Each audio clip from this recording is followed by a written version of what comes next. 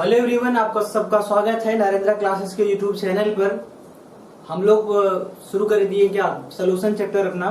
तो सोल्यूशन में हम लोगों ने अभी तक देखा है कि सोल्यूशन कहते किसे हैं, सोल्यूशन के प्रकार क्या होते हैं और किसी भी सोल्यूशन या बिलियन की सांद्रता व्यक्त करने की कितनी विधियां हैं, और हम उस पर आधारित कुछ न्यूमेरिकल हम लोगों ने देख लिए हैं।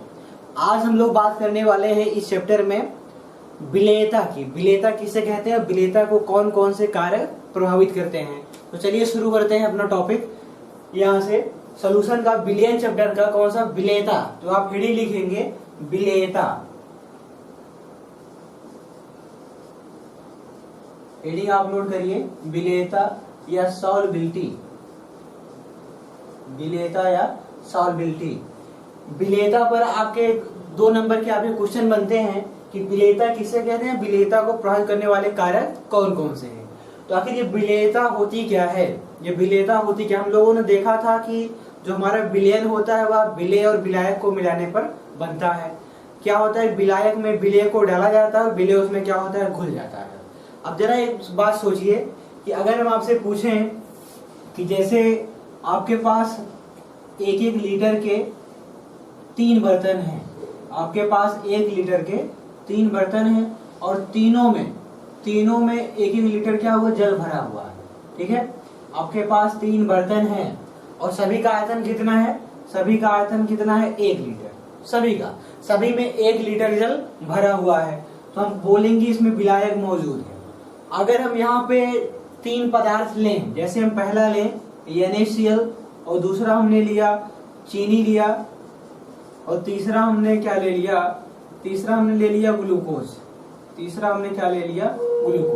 ध्यान दीजिएगा, तो ये NaCl है, चीनी है, ग्लूकोज है। अब ये 3 अलग अलग पदार्थ हैं, तीनों अलग अलग पदार्थ को क्या करना है, इनमें यानी आप इसमें किसको मिलाओगे, आप इसमें NaCl को, इसमें आप चीनी यानी शुगर को मिला दो, इसमें आप किसको मिला दो, इसमें आप ग्लूकोज को मिला दो। ठीक है, और आप इनको मिला करके आपको संतृप्त विलयन बनाना है। क्या बनाना है, संतृप्त विलयन।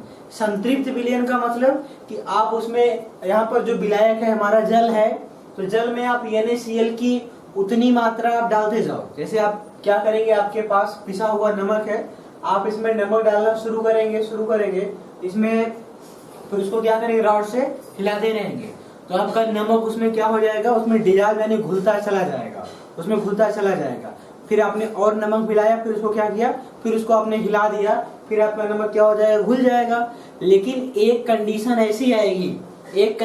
ऐसी आएगी कि जब इसमें नमक का घुलना बंद हो जाएगा। जब इसमें नमक का घुलना बंद हो जाए तो हम ये कहेंगे कि हमारा जो विलयन था वो कैसा हो गया, संतृप्त हो गया। क्या हो गया, संतृप्त हो गया। फिर हम क्या करेंगे, हमने जितनी NaCl, जितना हमने नमक मिलाया था उसकी मात्रा क्या करेंगे, हम नोट कर लेंगे कि इतना नमक मिलाने पर उसके बाद अब उसमें नमक का घुलना बंद हो गया। तो किसी भी, आप ध्यान देना यहाँ से ध्यान देना कि विलेयता या सॉल्वेबिलिटी की डिफिनेशन क्या होगी। तो हम ये और एक चीज आपको बताएं कि यहाँ पर जो ताप होना चाहिए, टेम्परेचर होना चाहिए, वो निश्चित होना चाहिए। अगर इस प्रक्रिया को हम 25 डिग्री सेल्सियस पर कर रहे हैं तो उसी पर क्या करेंगे, तीनों में करेंगे, समान ताप हो समान दाब हो। समझ रहे हैं ना। अब देखिए विलेयता क्या है। विलेयता का मतलब यह है कि किसी निश्चित ताप पर किसी विलेय की वह अधिकतम मात्रा जो 100 ग्राम विलयन को संतृप्त करने के लिए आवश्यक होती है, क्या कहलाती है, उस पदार्थ की विलेयता कहलाती है। यह मान लें कि हमारा जो पदार्थ जो हमने विलायक लिया हुआ है वो हमने कितना लिया हुआ है, 100 ग्राम। सब में 100 ग्राम जल लिया हुआ है। अब इसमें NaCl की कितनी मात्रा इसमें डाल रहे हैं कि संतृप्त विलयन बन जाए, उसको हम बोलेंगे NaCl की मात्रा को उसकी विलेयता बोलेंगे। ठीक है, अब चीनी की उतनी अधिकतम मात्रा जो क्या कर ले, जो इस 100 ग्राम विलयन को क्या करे, 100 ग्राम जल को संतृप्त कर दे, यानी उसके बाद चीनी का घुलना बंद हो जाए, उसको हम बोलेंगे चीनी की विलेयता है। ऐसे ग्लूकोज की वह अधिकतम मात्रा जिसको इस जल में मिलाने पर संतृप्त विलयन बन जाए, उसको हम बोलेंगे ग्लूकोज की क्या है, विलेयता है। ठीक है, तो यहाँ पर जो विलेयता होती है ये अलग अलग पदार्थों की अलग अलग होती है। तो किसी भी एक पदार्थ के लिए विलेयता का मान क्या होता है, निश्चित और स्थिर होता है। तो चलिए आप एक लाइन नोट कर लीजिए जल्दी से। विलेयता हेडिंग आप लिखे हैं, उसमें आप नोट करिए आप स्थिर ताप पर आप जल्दी से नोट करें, हम लिख दे रहे हैं, ठीक है। निश्चित या बोले चाहे हम बोले स्थिर बोले, ठीक है। निश्चित ताप पर किसी पदार्थ की वह अधिकतम मात्रा, ठीक है, मैक्सिमम क्वांटिटी होनी चाहिए, अधिकतम मात्रा जो 100 ग्राम विलायक को संतृप्त करने के लिए आवश्यक होती है। 100 ग्राम विलायक को संतृप्त करने के लिए आवश्यक होती है, ठीक है। क्या कहलाती है? विलेयता कहलाती है। उसे उस पदार्थ की क्या बोलेंगे?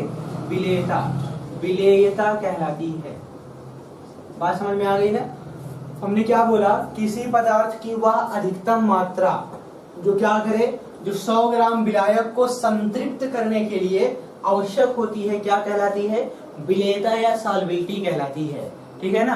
तो ये विलेयता होती है। और किसी पदार्थ की निश्चित ताप पर जो विलेयता क्या होती है, का मान निश्चित और स्थिर होता है। अब नीचे आप नोट करके लिख सकते हैं, किसी पदार्थ की जो विलेयता होती है, सॉल्बिलिटी होती है, किसी पदार्थ की विलेयता निश्चित ताप पर स्थिर तथा निश्चित होती है, यानी फिक्स होगी, विलेयता इतनी होगी किसी दिए गए ताप पर, स्थिर तथा निश्चित होती है। बात समझ में आ गई? तो ये विलेयता की बात है। ऐसा नहीं है कि एक बार विलेयता उसकी आ गई 10, बाद में कितनी आ गई 15। तो किसी निश्चित ताप पर किसी भी पदार्थ की विलेयता क्या होगी? स्थिर तथा निश्चित होती है। अब देखिए, अब इसके बाद है विलेयता को प्रभावित करने वाले कारक। आप हेडिंग बनाएंगे, विलेयता को प्रभावित करने वाले कारक।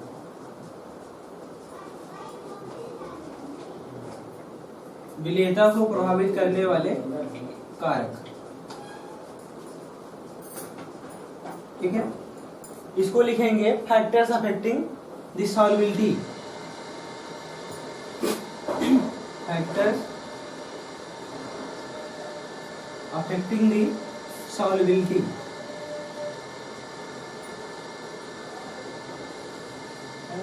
तो कौन कौन से फैक्टर हैं जो विलेयता को प्रभावित करते हैं, उसको हम एक एक करके देखते हैं।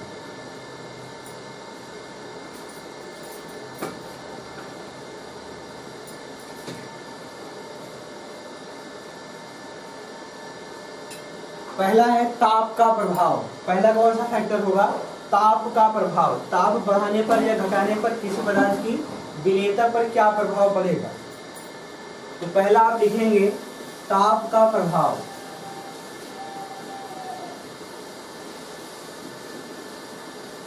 ताप का प्रभाव, इफेक्ट ऑफ टेम्परेचर।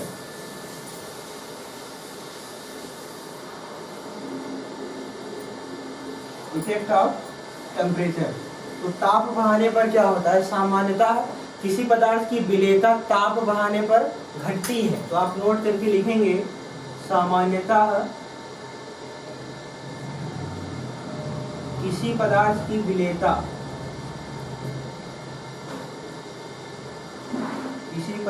विलेयता ताप बढ़ाने पर घटती है। ताप बढ़ाने पर घटती है, ठीक है। तो विलेयता क्या होगी? घटेगी। क्या करेंगे? अगर आप ताप को बढ़ाएंगे। लेकिन कुछ ऐसे ठोस हैं जिसकी विलेयता क्या होगी? ताप बढ़ाने पर बढ़ती है। ताप बढ़ाएंगे, विलेयता क्या होती है? बढ़ती है। लेकिन कुछ ऐसे ठोस हैं जिनकी विलेयता क्या होगी? ताप बढ़ाने पर घटती है।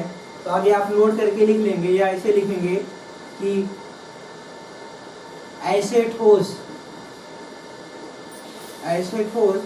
जिन्हें विलायक में घोलने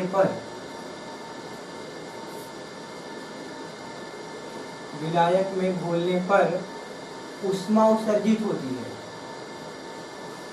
ऊष्मा उत्सर्जित होती है, ऊष्मा उत्सर्जित होती है, उनकी विलेयता, उनकी विलेयता ताप बढ़ाने पर घटती है।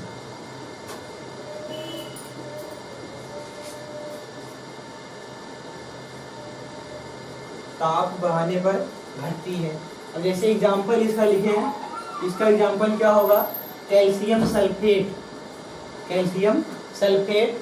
दूसरा एग्जाम्पल क्या हो सकता है, CaOH का होल ट्वाइस, ठीक है, R। ये कुछ ऐसे पदार्थ हैं जिनको आप जल में घोलेंगे तो क्या होगी, ऊष्मा उत्सर्जित होगी। तो ऐसे पदार्थ की विलेयता क्या होती है, ताप बढ़ाने पर घटती है, ठीक है।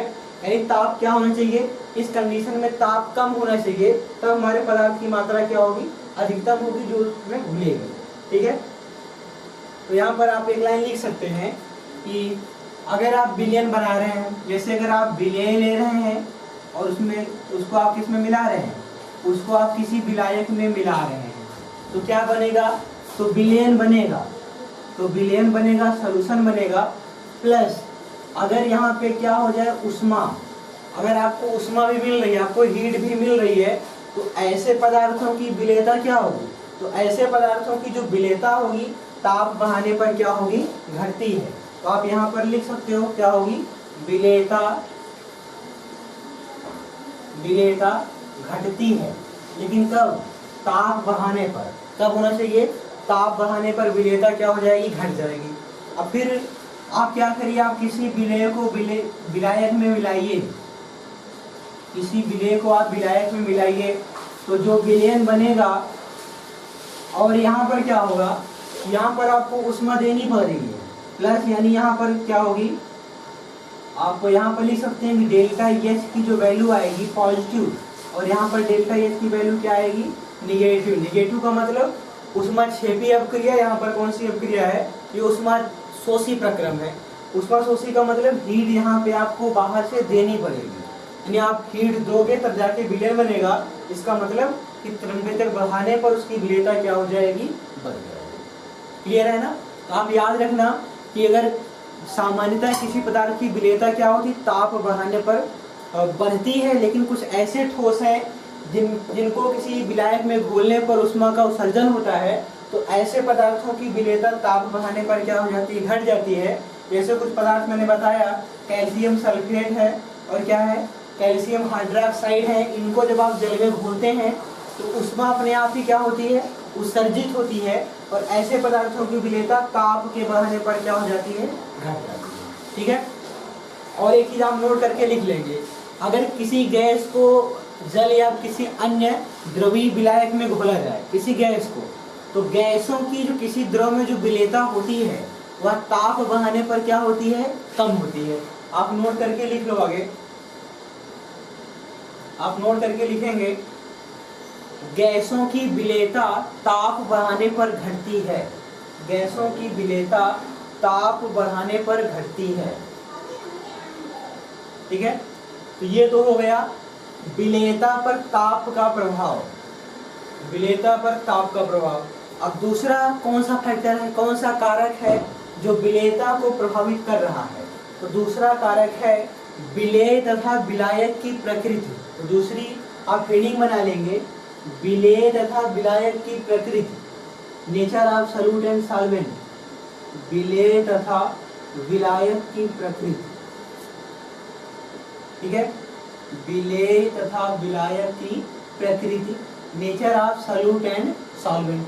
तो यहाँ पर देखिए विलेय और विलायक की प्रकृति से क्या मतलब है कि अगर आपका, जैसे आप किसी पदार्थ को किसी विलायक में घोल रहे हो, ठीक है, तो विलायक और विलेय पर भी क्या होता है, सॉल्बिलिटी आपकी, विलेयता आपकी डिपेंड करती है। प्रायः ये देखा गया है, प्रायः ये देखा गया है जो ध्रुवीय विलेय होते हैं, प्रायः ध्रुवीय विलेय, इसमें ध्रुवीय विलायकों में, ध्रुवीय विलायकों में विलेय होते हैं, ध्रुवीय विलायकों में क्या होते हैं, विलेय होते हैं। ध्रुवीय का मतलब कि जो आयनित हो सके, जिनमें पॉजिटिव और नेगेटिव आयन बन सके, तो ध्रुवीय विलेय ध्रुवीय विलायकों में विलेय होते हैं, और तथा अध्रुवीय विलेय क्या होंगे? अध्रुवीय विलेय अध्रुवीय विलायकों में विलेय होते हैं। अध्रुवीय विलेय अध्रुवीय विलायकों में विलेय होते हैं, ठीक है, विलायकों में विलेय होते हैं। अध्रुवीय विलेय अध्रुवीय विलायकों में क्या होते हैं? विलेय होते हैं। अब जैसे हम ये कह सकते हैं क्या कि समान समान को घोलता है, समान समान को घोलता है ना। समान का मतलब कि अगर ध्रुवीय विलेय है तो ध्रुवीय विलायक में घुल रहा है, अगर वो अध्रुवीय विलेय है तो अध्रुवीय विलायक में घुल रहा है। हम लोग क्या कह सकते हैं? समान समान को घोलता है ना, लाइक डिजॉल्व्स लाइक। क्या कह सकते हैं? लाइक डिजॉल्व्स लाइक, समान समान को घोलता है। अब जैसे यहाँ पे एग्जांपल लिया जाए कि यानी जैसे NaCl नमक, सोडियम क्लोराइड, तो सोडियम क्लोराइड को अगर आप जल में घोलेंगे तो क्या हो जाएगा? आसानी से घुल जाएगा। लेकिन अगर सोडियम क्लोराइड को आप किसमें, आप केरोसिन ऑयल या मिट्टी के तेल में अगर आप डाल देंगे तो नमक आपका मिट्टी के तेल में नहीं घुलेगा। ठीक, क्यों? क्योंकि मिट्टी का तेल क्या होता है? अध्रुवीय विलायक होता है, और सोडियम क्लोराइड क्या होता है? ये ध्रुवीय विलायक है। ठीक है, तो अगर एग्जाम्पल की बात की जाए, एग्जाम्पल तो NaCl तथा अन्य आयनिक पदार्थ, अन्य आयनिक पदार्थ जैसे KCl है ना, K2SO4 है, जितने भी आयनिक पदार्थ हैं, NaCl तथा अन्य आयनिक पदार्थ जल में आसानी से घुल जाते हैं, जल में आसानी से घुल जाते हैं।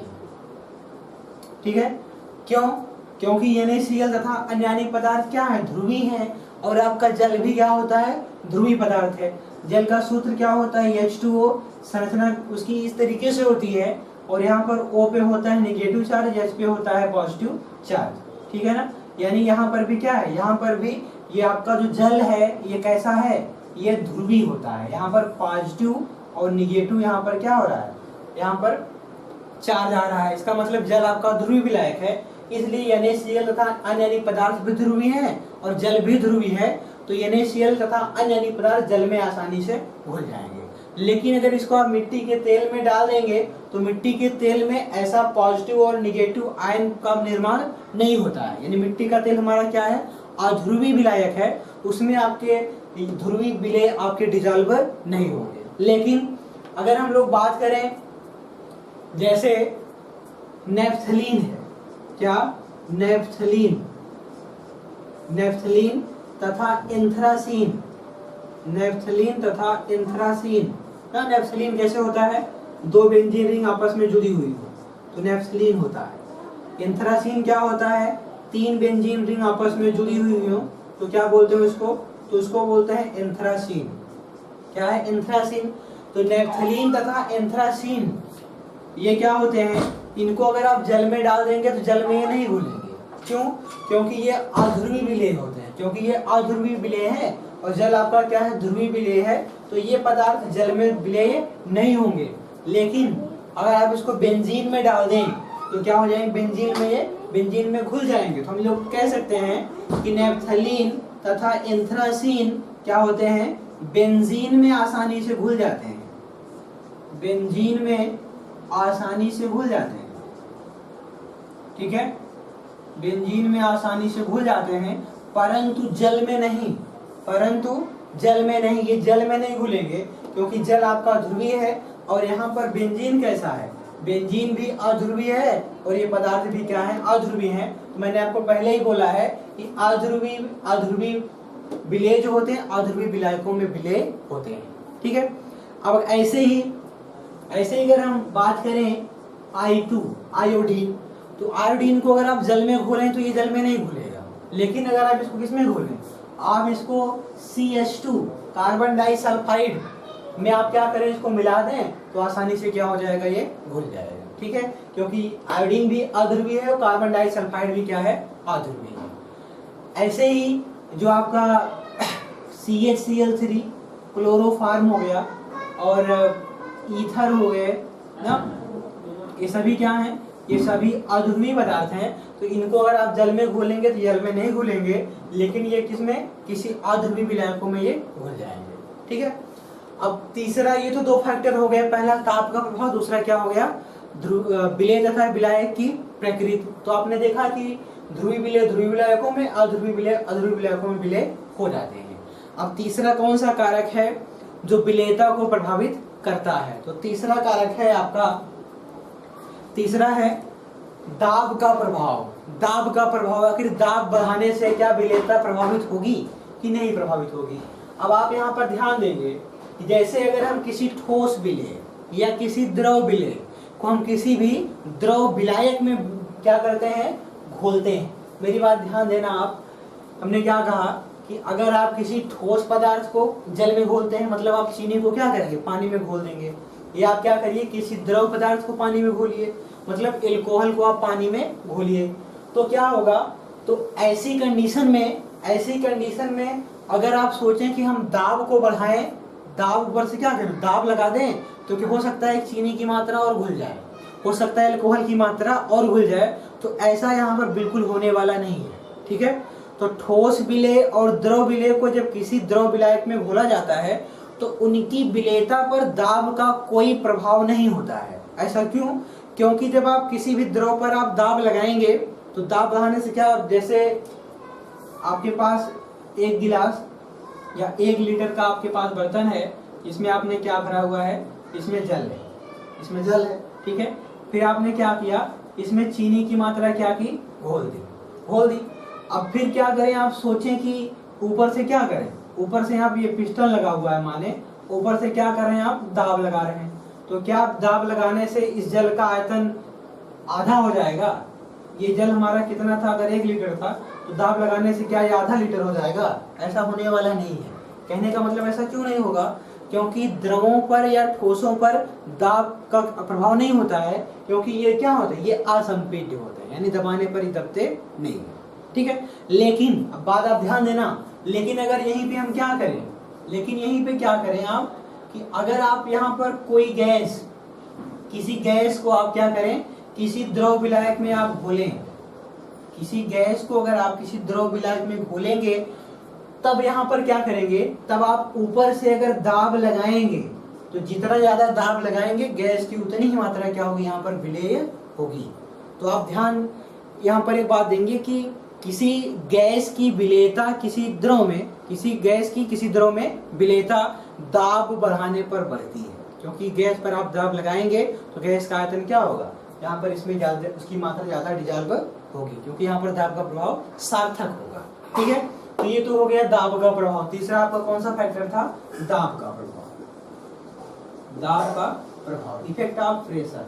तो इस बात को आप ध्यान देना कि सामान्यतः गैसों की विलेयता दाब बढ़ाने पर बढ़ती है, लेकिन किसी ठोस या द्रव की विलेयता दाब से प्रभावित नहीं होती। ठीक है। अब अगला फैक्टर कौन सा है, अगला कौन सा कारक है जो विलेयता को प्रभावित करता है, तो अगला फैक्टर आपका है सम आयन प्रभाव। बहुत इंपॉर्टेंट है ये सम आयन प्रभाव। अब सम आयन प्रभाव क्या है, चौथा फैक्टर आपका है सम आयन प्रभाव। सम आयन प्रभाव, इसको आप क्या कहते हैं, इसको आप बोलते हैं कॉमन आयन इफेक्ट, इसको आप बोलते हैं कॉमन आयन इफेक्ट। ठीक है। सम आयन प्रभाव, सम आयन प्रभाव का मतलब क्या है, जरा ध्यान देना कि अगर आपके पास AgCl है, एक ऐसा है ठोस है, कैसा है, ठोस है, इसको आपको किसी विलायक में घोलना है, हमारे पास विलायक क्या है, जल। ठीक है। आपने यहाँ पर जल लिया हुआ है, ये क्या है, जल है, वाटर है। फिर यहाँ पर आपने क्या ले रखा है, आप यहाँ पर आपने एक विलयन ले रखा है, ये क्या है, विलयन, और ये जो विलयन है किसका है, NaCl का, नमक का। ठीक है। इसकी भी मात्रा 1 लीटर, इसकी भी मात्रा कितनी है, 1 लीटर। आप इस AgCl ठोस की मात्रा आप जल में मिलाओ और AgCl की मात्रा किस में मिलाओ, NaCl। तो यहाँ पर क्या होगा कि जब आप AgCl को जल में मिलाएंगे तो ये अधिक मात्रा में विलय होगा, लेकिन जब AgCl को आप किसमें, NaCl के विलयन में मिलाएंगे तो ये कम मात्रा में विलय होगा। ऐसा क्यों हुआ, ऐसा क्यों हुआ, ऐसा हुआ सम आयन प्रभाव की उपस्थिति में। क्यों, क्योंकि AgCl आपका Ag प्लस और Cl माइनस आयनों में टूटता है और आपका NaCl Na प्लस और Cl माइनस में टूटता है। ठीक है, अब जब आप AgCl को आप NaCl के विलयन में मिलाएंगे तो इस NaCl के विलयन में पहले से क्या मौजूद है, पहले से वो आयन मौजूद है जो कहाँ पर AgCl में आयन है, यानी जो Cl माइनस इसमें है और वही Cl माइनस इसमें है, ये दोनों आयन कैसे हैं, सम है, बराबर हैं, तो इसको हम बोलेंगे सम आयन। क्या बोलेंगे, सम आयन। तो यानी कि यह जो Cl माइनस यहाँ पे मौजूद है वो इस Cl माइनस को यानी बनने नहीं देगा, क्योंकि समान आयन दूसरे को क्या करते हैं, प्रतिकर्षित करते हैं। ठीक है, तो सम आयन की उपस्थिति में, ध्यान देना मेरी बात, तो सम आयन की उपस्थिति में दुर्बल विलेय लवण, अगर आपके पास कोई ऐसा साल्ट है, ऐसा लवण है जिसको आप जल में घोल रहे हैं और वो उतना आसानी से नहीं घुल रहा है जितना अन्य घुल जाते हैं, उसको बोलते हैं हम दुर्बल लवण। ठीक है, तो दुर्बल विलेय लवण की जो विलेयता होती है वह सम आयन के प्रभाव में क्या होती है, घट जाती है। ठीक है, बात समझ में आ गई ना। तो आप सम आयन में इतना ही लिखेंगे, सम आयन की उपस्थिति में विलेयता क्या होती है, घटती है। और ये भी बात आप याद रखेंगे कि सम आयन की उपस्थिति में सामान्यतः दुर्बल विलेय लवणों की विलेयता क्या होती है, घट जाती है। ये बात क्लियर हो गई ना। अब अगला फैक्टर कौन सा है, अगला कौन सा फैक्टर है जो विलेयता को प्रभावित करने चल रहा है। तो अगला फैक्टर आप देखिए, तो अगला फैक्टर आपका है कणों का आकार, साइज ऑफ पार्टिकल्स। समझ रहे हैं ना, जैसे आपके पास चीनी है, एक चीनी के पार्टिकल जो टुकड़े हैं बहुत बड़े बड़े हैं और दूसरे के क्या है, छोटे हैं। मेरी बात ध्यान देना, आप ऐसा आप करके देख सकते हैं कि आपके पास गिलास है कांच की बनी हुई, आपको आसानी से दिखता रहे सारा कुछ। ठीक है, अब यहाँ पर आपने जल ले रखा है, जो भी मात्रा है, मान लो 500 ml है, इसकी भी मात्रा कितनी है, 500 ml है। फिर यहाँ पर आपने क्या किया, यहाँ पर आपके पास जो चीनी के कण हैं वो इतने बड़े बड़े हैं और यहाँ पर जो चीनी के कण हैं क्या है, ये उसकी अपेक्षा कुछ और बड़े बड़े हैं। ठीक है, अब इसमें भी आपने क्या की, आपने मान लो 50 ग्राम चीनी मिला दी और इसमें भी आपने क्या की, 50 ग्राम चीनी इसमें भी मिला दी। ठीक है, अब यहाँ पर इसके पार्टिकल छोटे हैं, इसके पार्टिकल क्या हैं, बड़े हैं, तो कौन ज्यादा घुलेगा, कौन ज्यादा घुलेगा, तो जिसकी साइज क्या होगी, छोटी होगी, उसकी मात्रा क्या होगी, अधिक डिजाल्व होगी। तो आप ध्यान रखना, ये तो आप जानते ही हैं कि कणों का आकार जो होता है अगर छोटा होगा तो उसकी विलेयता क्या होगी, अधिक होगी। ठीक है, तो अधिक विलेयता के लिए कणों का आकार छोटा होना चाहिए। बात क्लियर है। तो ये तो हो गई विलेयता को प्रभावित करने वाले कारक की बात। ये विलेयता क्या था, विलेयता प्रभावित करने वाले कारक। अब हम लोग आगे चलते हैं,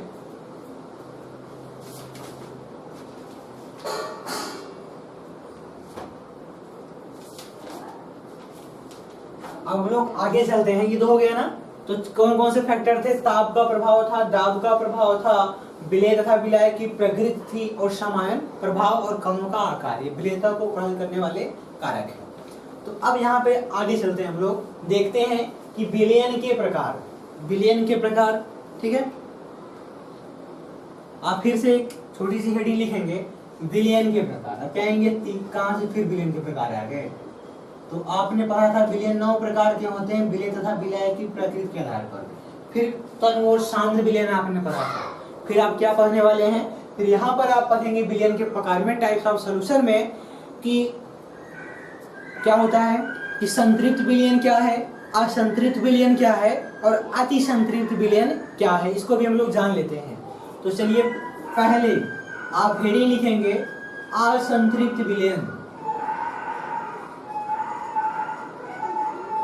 असंतृप्त विलयन। ठीक है, असंतृप्तता पहले समझ लो, आप पहले समझ लो संतृप्तता कहते किसे हैं। जैसे आप एक चीज ऑब्जर्व किए होंगे, आप इसको देखे होंगे बड़ी आसानी से।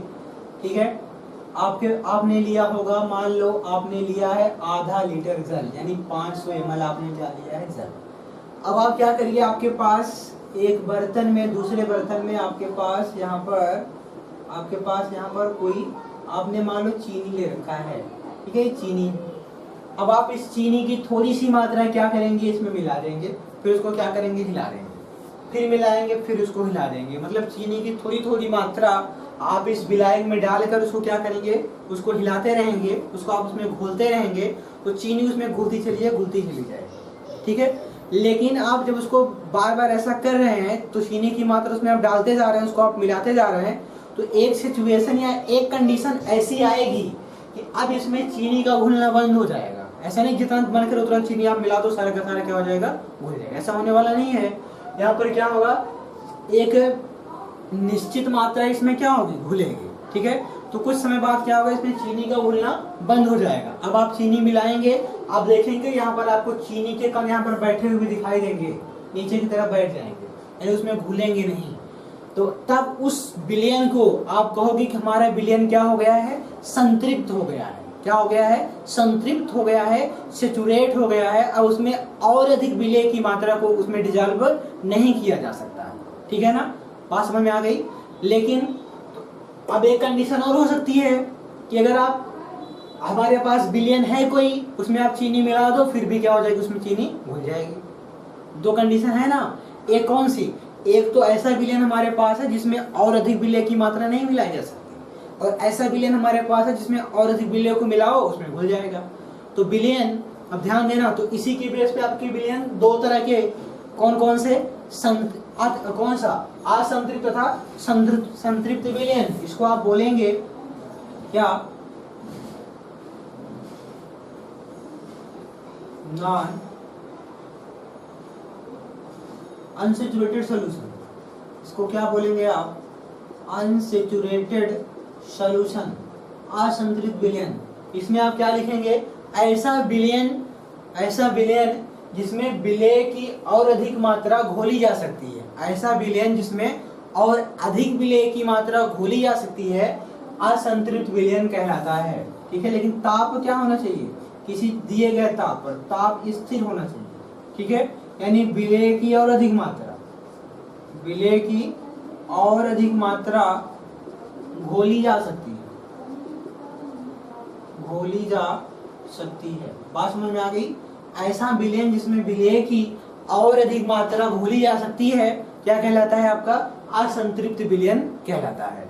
अब दूसरा आपका संतृप्त विलयन, दूसरा कौन सा है, संतृप्त विलयन। इसको आप क्या कहते हो, इसको आप कहते हो सैचुरेटेड सॉल्यूशन, संतृप्त विलयन, सैचुरेटेड सॉल्यूशन। संतृप्त विलयन है, संतृप्त का मतलब संतुष्ट हो गया है, उसमें आप और विलय मिलाओ घुलने वाला नहीं है। तो आप क्या कह सकते हो कि ऐसा विलयन जिसमें विलय की और अधिक मात्रा मिलाई नहीं जा सकती है, क्या कहलाता है, संतृप्त विलयन कहलाता है। बात समझ में आ गई ना। तो आप यहाँ पे एक लाइन लिख लो, ऐसा विलयन जिसमें विलय की और अधिक मात्रा नहीं मिलाई जा सकती है क्या कहलाता है, संतृप्त विलयन कहलाता है, ठीक है। बात समझ में आ गई।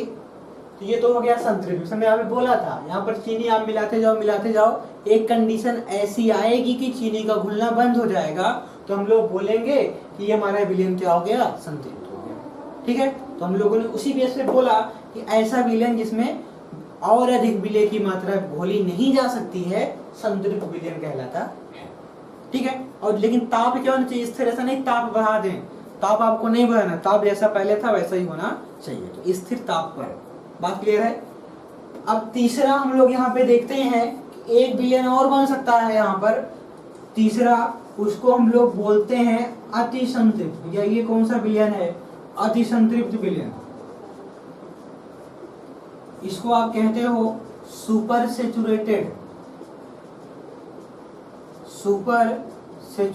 Solution, super saturated. जैसे मान लो कोई व्यक्ति है, उनको मैंने अपने अवकाश ज्यादा क्या हुए, खा लिए, मतलब आदमी खाता है तब तक जब तक उसका पेट नहीं भर जाता है, ठीक है। तो भूखा रहेगा या तो कम खाएगा, तो हम बोलेंगे अभी क्या है, असंतृप्त है, अभी थोड़ा बहुत और खा सकता है।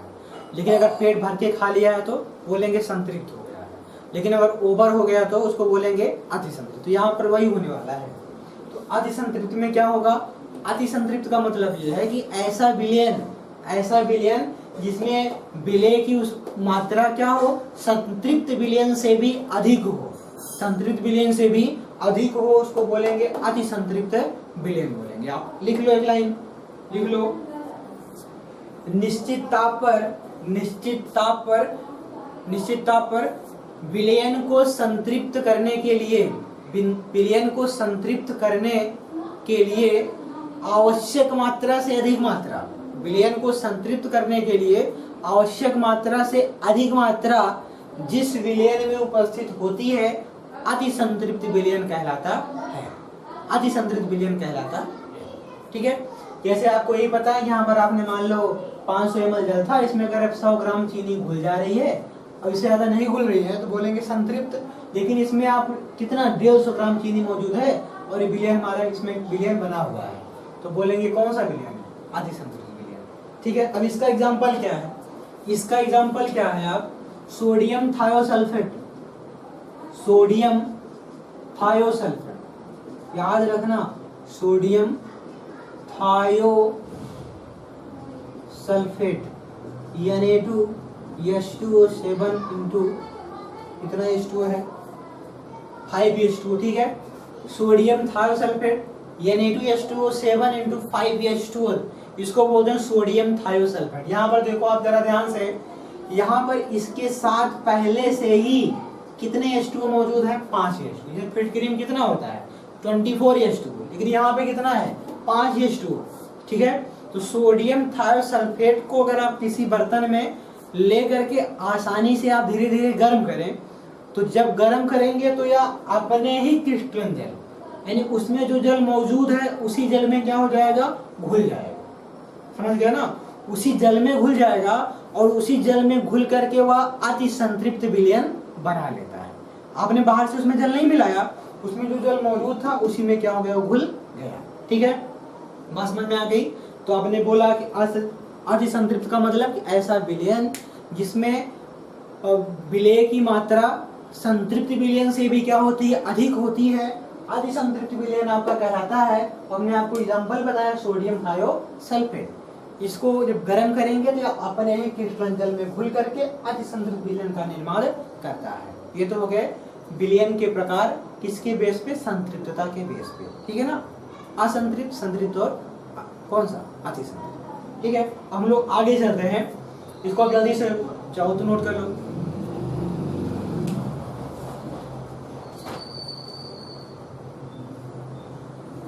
ठीक है, अब हम लोग आगे चलते हैं।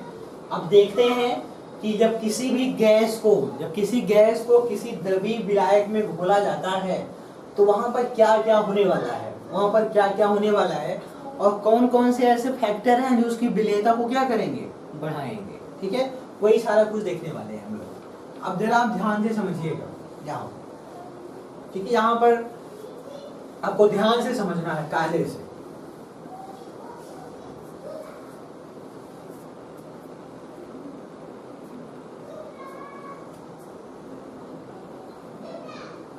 अब जरा ध्यान दीजिए आप, जैसे अगर आपके पास, आप हेडिंग पहले बना लो, गैसों की द्रव में विलेयता। हेडिंग बना लो, गैसों की द्रव में विलेयता। और इसके बारे में किसने बताया था? इसके बारे में बोला था हेनरी ने।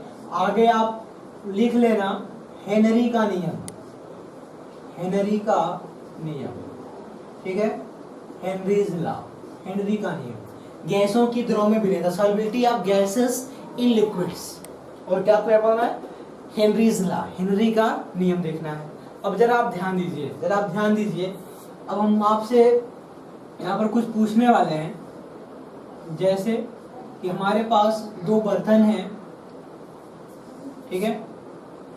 यहाँ पर ऐसे, यहाँ पर आपने कोई विलायक भर रखा है। यहाँ कोई विलायक है, मान लो ये विलायक आपका क्या है? ये जल है, ठीक है? अब फिर यहाँ पर क्या किया है आपने? फिर यहाँ पर आपने इस बर्तन में यहाँ पर पिस्टन लगा रखा है। ये क्या है? पिस्टन, ठीक है? पिस्टन है। और यहाँ पर आपने वेट रखा है W1। क्या रखा है? W1।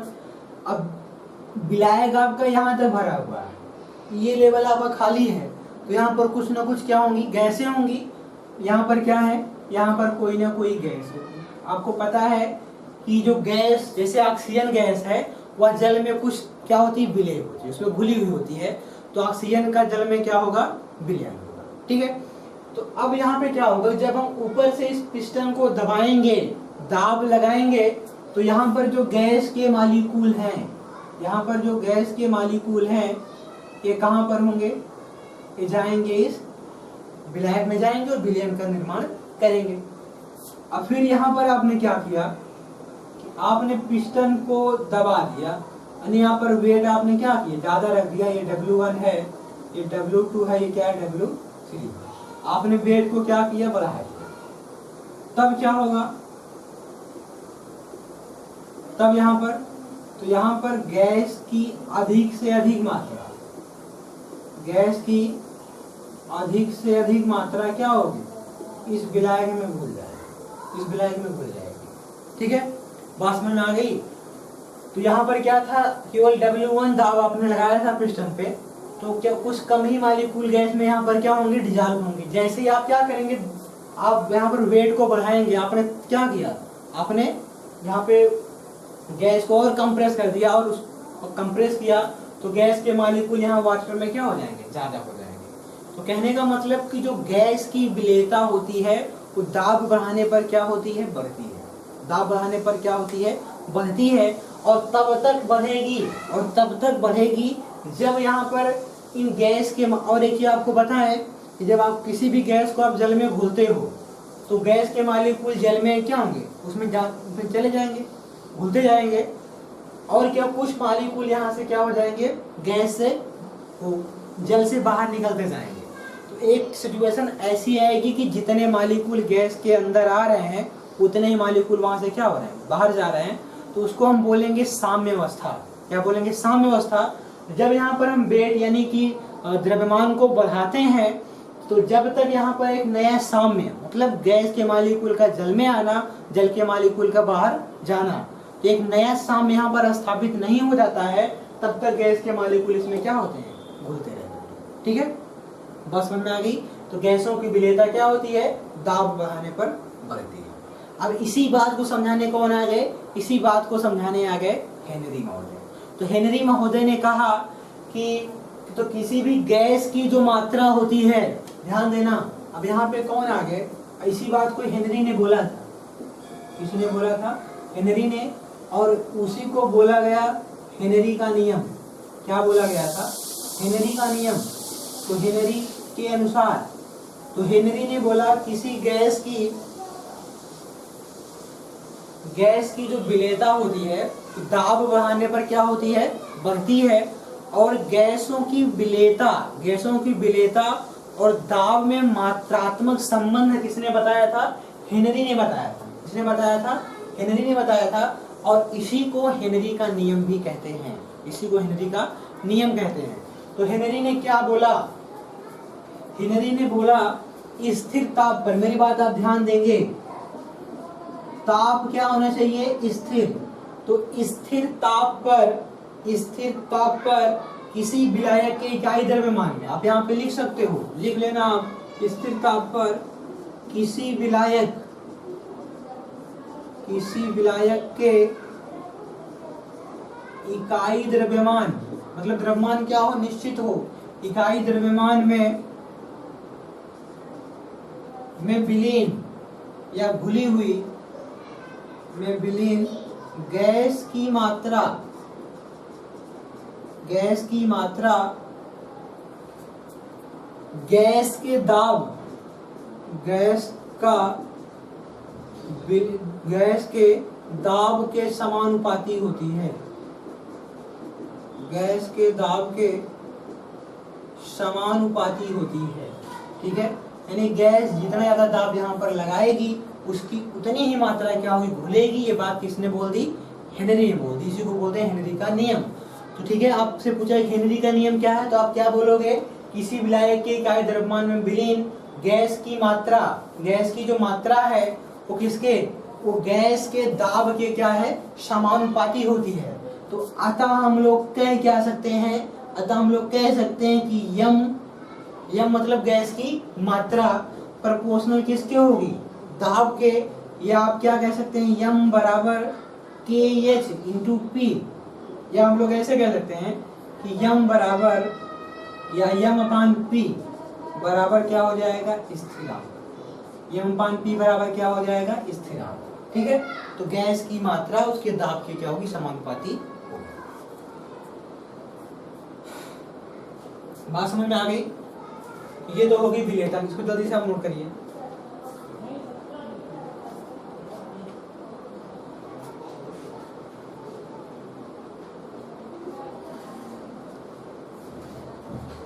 अब देखिए, ये तो बात थी गैस की मात्रा।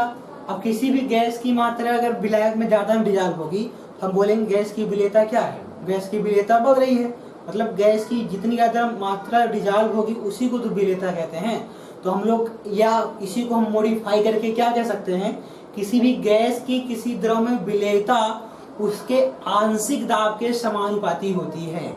या आप लिख सकते हो, आप लिखना नीचे, या उसी नियम को दूसरे प्रकार से हम बोल रहे हैं, उसी नियम को दूसरे प्रकार से क्या कह सकते हैं, किसी पदार्थ किसी गैस की विलेयता, ठीक है, क्या लिखेंगे आप, स्थिर ताप पर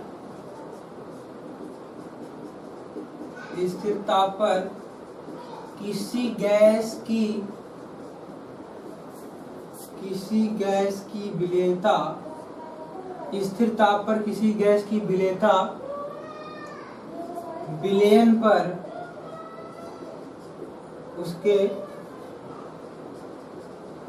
उसका विलयन पर आंशिक दाब के समानुपाती होती है। आंशिक दाब के क्या होगी, समानुपाती या अनुक्रमानुपाती, समानुपाती होगी। ठीक है, अब विलेयता को हम लोग इससे स्मॉल एस से नोट करते हैं। स्मॉल एस प्रोपोर्शनल क्या हो जाएगा, उसके आंशिक दाब के। विलेयता तब बढ़ेगी जब गैस का आंशिक दाब बढ़ेगा। गैस जितना दाब लगाएगी विलायक पर उतनी ही मात्रा उसकी क्या होगी, घुलेगी। तो यस प्रोपोर्शनल क्या हो जाएगा, पी। तो हम लोग यह क्या कह सकते हैं, यस बराबर, आप इसको हटाएंगे तो लिखेंगे के एच इंटू पी, जहां के एच क्या है, जहां के एच है हेनरी नियम स्थिरांक या हेनरी स्थिरांक है, हेनरी स्थिरांक है। और स्मॉल एस क्या है, गैस की विलेयता, ठीक है, गैस की विलेयता है। और पी क्या है, पी है गैस का आंशिक दाब, गैस का आंशिक दाब जो गैस उस विलायक पर दाब लगा रही है। ठीक है ना, तो विलेयता क्या होगी, उसके दाब के समानुपाती। बात समझ में आ गई। गैस का आंशिक दाब जितना ज्यादा होगा उसकी विलेयता उतनी भी क्या होगी, ज्यादा होगी। इसी को बोलते हैं हेनरी का नियम, इसी को भी बोलते हैं हेनरी का नियम।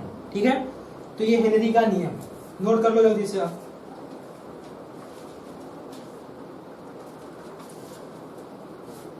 ठीक है, अब हेनरी का नियम है।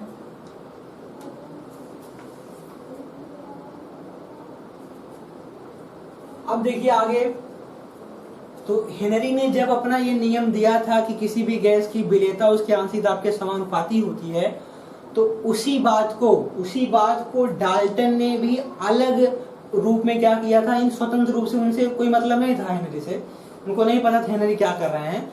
उन्होंने भी क्या किया था, ये नियम बताया था कि जो किसी भी पदार्थ की जो विलेयता को, उसने विलेयता नहीं बल्कि मोलंस के टर्म में लिया था, या मोलंस मतलब मोल प्रभाव के रूप में। ठीक है, और कहा था किसी भी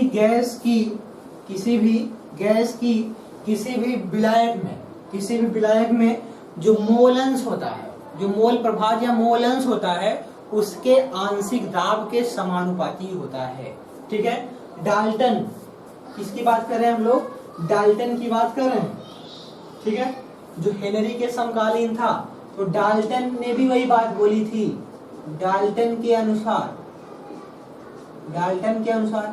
डाल्टन ने क्या कहा था, ये हेनरी के समकालीन, मतलब जिस समय हेनरी अपना प्रयोग कर रहे थे उसी समय डाल्टन ने भी अपना प्रयोग किया था और बताया था कि किसी भी पदार्थ की का जो मोलंस है, मतलब आप समझो ये आपका विलायक है और इसमें क्या हुआ है, इसमें गैस की मात्रा घुल रही है। तो गैस की जितनी मात्रा मौजूद होगी उसको हम लोग क्या यहाँ पर मोल अंश से मतलब ले रहे हैं कि इसमें इसका कितना मोल अंश है। ठीक है, तो उन्होंने कहा था किसी भी गैस का जो मोल अंश, जिसको हम लोग यक्स से नोट करते हैं, ये गैस के आंशिक दाब के समानुपाती होता है। बात समझ रहे हैं ना? किसी भी गैस का विलयन में मोल अंश उसके आंशिक दाब के समानुपाती होता है। जितना गैस का आंशिक दाब होगा उसका मोल अंश भी उतना ही ज्यादा होगा। उन्होंने विलेयता शब्द नहीं यूज किया था, बल्कि क्या यूज किया था? मोल अंश यूज किया था। अब यहाँ जरा देखो आप, तो हो जाएगा यक्स बराबर के डैश, यहाँ पर जो कांस्टेंट था वो के डैश इंटू क्या हो जाएगा? पी। या फिर हम कहें कि पी बराबर क्या हो जाएगा? ये के उधर जाएगा तो वो हो जाएगा 1/k डैश इंटू क्या हो जाएगा? इंटू हो जाएगा यक्स, इंटू हो जाएगा यक्स, या P बराबर हो जाएगा KH into x, KH into x. ठीक है, तो यहाँ पर भी KH क्या है? यहाँ पर KH भी क्या है? हेनरी नियम स्थिरांक है, हेनरी स्थिरांक है। बात समझ में आ गई? तो अब देखिए, अब हेनरी ने क्या किया? अब हेनरी ने संयुक्त रूप से एक नियम दिया क्या कि इन्होंने इसी को कंबाइन करके बता दिया, किसी भी पदार्थ का जो विलेयता होती है उसमें उपस्थित उसके मोल अंश के क्या होती है? समानुपाती होती है। मोल अंश की क्या होती है? समानुपाती होती है। ठीक, आगे आप लिख सकते हो, हेनरी के अनुसार किसी भी गैस का आंशिक दाब यानी कि P विलयन में उपस्थित गैस के मोल अंश के यानी कि यक्स के क्या होता है? समानुपाती होता है। अब जरा आप ध्यान दीजिएगा, अब जैसे अगर हम कहें कि ये क्या है? यक्स है, ये मोल अंश है, और ये गैस का आंशिक दाब है। ठीक है, अगर ये गैस का मोल अंश जितना ज्यादा होगा, गैस का आंशिक दाब भी उतना ही क्या होगा? ज्यादा होगा। बात समझ में आ गई? गैस के मोल अंश के बढ़ने के साथ साथ उसका आंशिक दाब भी क्या होगा? बढ़ेगा। यानी दोनों के बीच अगर हम ग्राफ खींचेंगे तो क्या होगी? वो एक सीधी लाइन यहाँ पर आपको मिलती है। बात समझ में आ गई? यानी मोल अंश बढ़ेगा तो दाब बढ़ेगा, दाब बढ़ेगा तो मोल अंश बढ़ेगा। ये दूसरे के क्या है? समानुपाती है। तो आप नोट कर लो जल्दी से।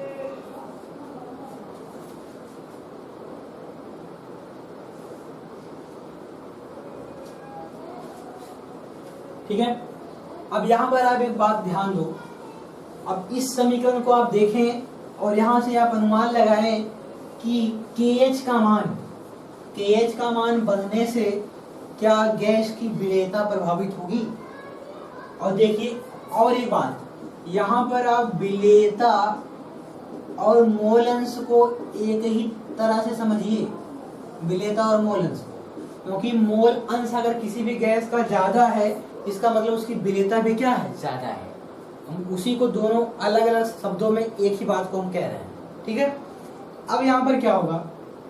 इसी समीकरण को मॉडिफाई किया जाए तो P बराबर KH इंटू यक्स, गैस का आंशिक दाब बराबर हेनरी नियम स्थिरांक गुने कितना?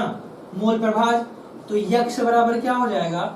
1/KH into P। अब जरा ध्यान दो, तो अगर KH का मान आप बढ़ा दो, अब KH हेनरी नियम स्थिरांक, किसी भी गैस के लिए हेनरी नियम स्थिरांक क्या होता है? दिए गए ताप पर निश्चित होता है, इसकी वैल्यू क्या होगी? फिक्स होगी ना।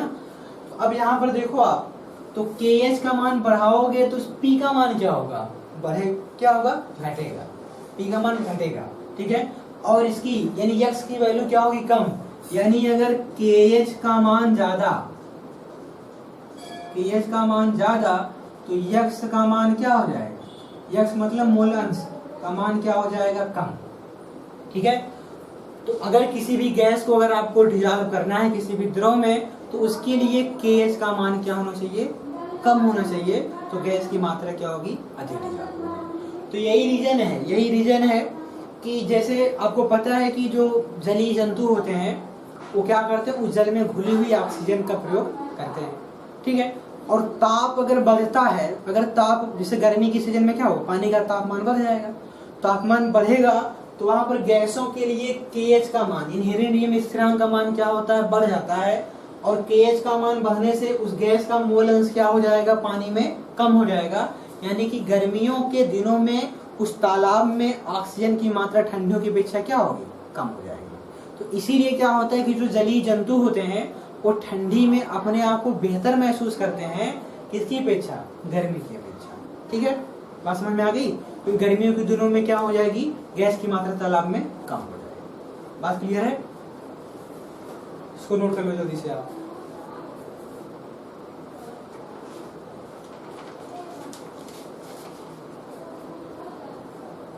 अब देखिए, ठीक है, अब यहां पर ये तो हेनरी का नियम हो गया, हेनरी का नियम हो गया।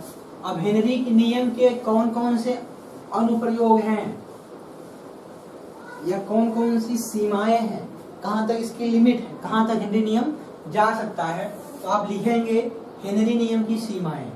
ये पूछा गया है आपसे, हेनरी नियम की सीमाएं, limitations of Henry's law, Henry नियम की सीमाएं। तो नंबर 1, पहली लिमिट क्या है कि गैस का दाब बहुत उच्च नहीं होना चाहिए, बहुत उच्च नहीं होना चाहिए।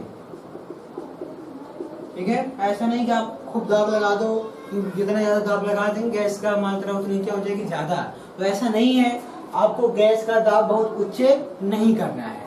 दूसरी सिचुएशन क्या है, और फिर हमने बोला था कि ताप ज्यादा होगा तो गैस की मात्रा पानी में कम होगी। तो आप सोचेंगे हाँ ताप कम कर दें, गैस की मात्रा पानी में क्या हो जाए, ज्यादा हो जाए। ठीक है, तो लेकिन यहाँ पर एक बात आप ध्यान देंगे कि ताप भी बहुत कम नहीं होना चाहिए, ऐसा नहीं कि एकदम 0 पे लेके चले जाएंगे। ठीक है, तो यहाँ पर आप लिखेंगे कि ताप बहुत कम नहीं होना चाहिए, ताप बहुत कम नहीं होना चाहिए, दूसरा हो गया। और तीसरा क्या है कि गैस का विलायक में संगुणन सब बोल रहे हैं यहाँ पर, संगुणन नहीं होना चाहिए, संगुणन नहीं होना चाहिए। ठीक है, ऐसा नहीं है कि आपने जिस गैस को आप विलायक में आप घोल रहे हैं उस गैस ने क्या किया कि वो विलायक के कणों से क्या हो गई, चिपक गई, वहां पर क्या हो गई, वो चिपक गई, ऐसा नहीं होना चाहिए। समझ गया ना, उसी को बोलते हैं संगुणन। तो गैस का विलायक से में संगुणन नहीं होना चाहिए, वह गैस के मालिक को उसे चिपकनी नहीं चाहिए। या इसी को हम कह सकते हैं, या गैस का विलायक से रासायनिक अभिक्रिया नहीं करनी चाहिए। ठीक है, जो गैस हो और विलायक से कोई रासायनिक अभिक्रिया ना करे। बात क्लियर है ना। तो हेनरी नियम की ये क्या हो गई, सीमाएं हो गई। कितनी सीमाएं मैंने बताई आपको, 3 सीमाएं बताई। अब चौथा, अब आपको यहाँ पर आगे देखना है कि हेनरी नियम के अनुप्रयोग क्या है। कभी कभी एग्जाम में पूछा गया हेनरी का नियम क्या है, इसके आप 2 अनुप्रयोग बताइए। तो चलिए हम बात करते हैं अनुप्रयोग की। आप हेडिंग लिखिए, हेनरी नियम के अनुप्रयोग। हेडिंग आप लिखें, हेनरी नियम के अनुप्रयोग।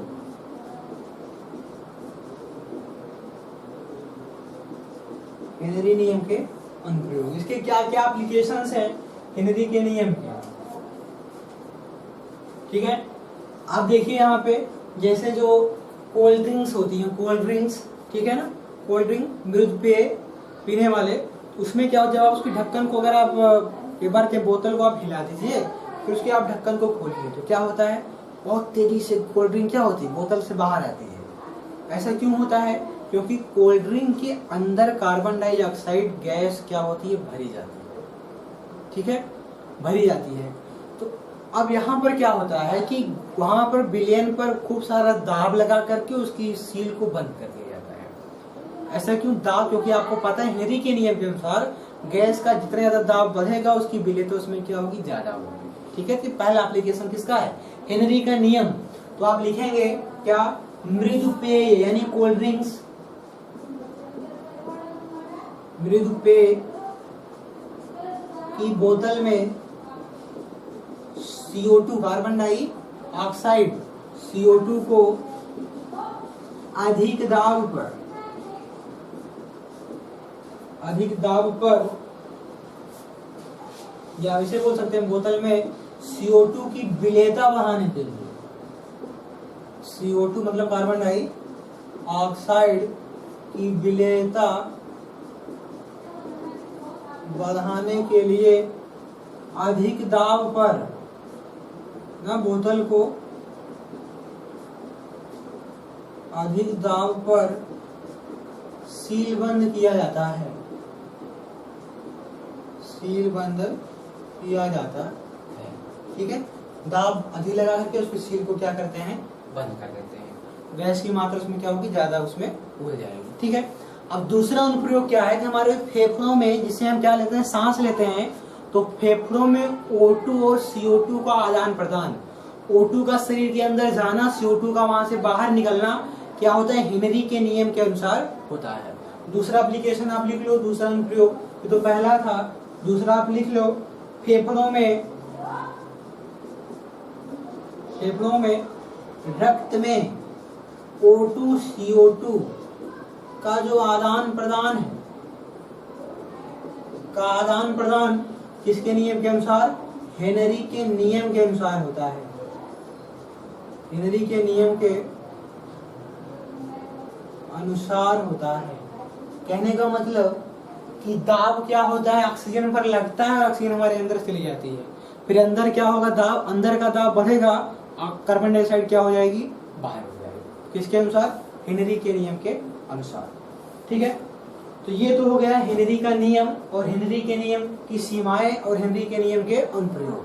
ठीक है, अब हम लोग क्या करते हैं, अब नेक्स्ट क्लास में मिलते हैं, वहां पर पढ़ेंगे किसी द्रव को जब द्रव में मिलाते हैं तब वहां पर हमको क्या क्या इफेक्ट, उसके वाष्प दाब में क्या इफेक्ट होता है, ये सारी बात हम लोग वहां पर क्या करेंगे, देखेंगे। ठीक है, तो और एक बात, यदि आप हमारे चैनल पर नए हैं तो आप चैनल को क्या करेंगे, सब्सक्राइब कर लेंगे, जिससे सारे क्लासेस का नोटिफिकेशन आपको मिलता रहे। आपको अगर ये क्लासेस आपको पसंद आ रही हो, आप वीडियो क्या करेंगे, लाइक कर देंगे। ठीक है, थैंक यू।